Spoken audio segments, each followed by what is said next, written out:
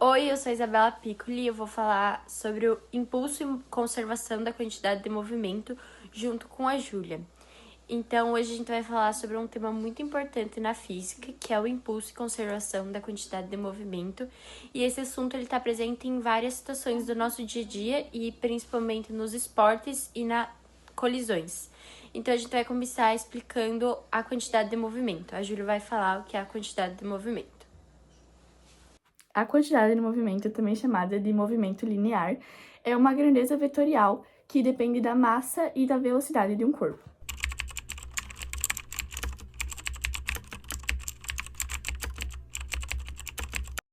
Agora eu vou falar sobre impulso de uma força.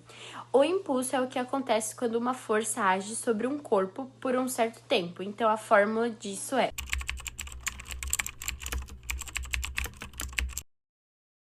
E ele também pode ser calculado pela variação da quantidade de movimento. Um exemplo simples disso quando um jogador de futebol chuta a bola e ele aplica uma força por um tempo pequeno, e isso gera um impulso que altera a velocidade, então, ou seja, a quantidade do movimento da bola. Agora que a gente já entendeu o impulso e a quantidade de movimento, a gente vai falar sobre a lei da conservação da quantidade de movimento. Essa é uma lei que diz que em um sistema isolado, a quantidade de movimento total antes e depois de um evento continua a mesma, ou seja, ela se conserva. Isso acontece, então, por exemplo, em colisões, quando não há forças externas interferindo. Então, um exemplo, se dois patinadores se empurrarem um contra o outro, eles vão se afastar com velocidade que obedece a essa conservação. Agora eu vou falar sobre colisões. Existem dois tipos principais de colisão. A elástica, que é quando dois corpos colidem e não há perda de energia cinética. E a inelástica, que é quando há perda de energia cinética e geralmente transformada em calor ou então deformação.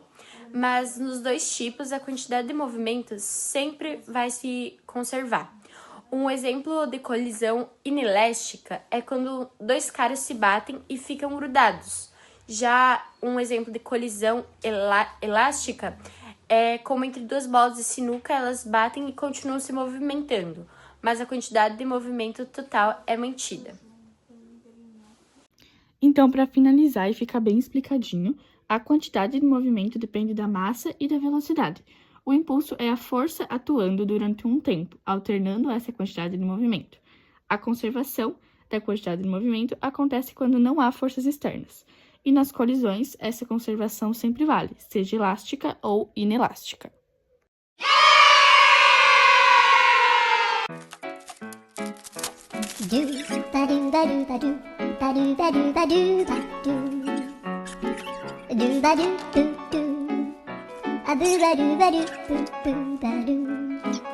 Quando a bolinha desce a rampa, ela ganha velocidade. Isso significa que ela está com uma certa quantidade de movimento. Quando ela bate na outra bolinha, ela passa esse movimento para ela. Isso é a conservação da quantidade de movimento. A força da batida em um tempo pequeno também representa o impulso, que é o que faz a bolinha parar de se mover. Eu quero aplausos.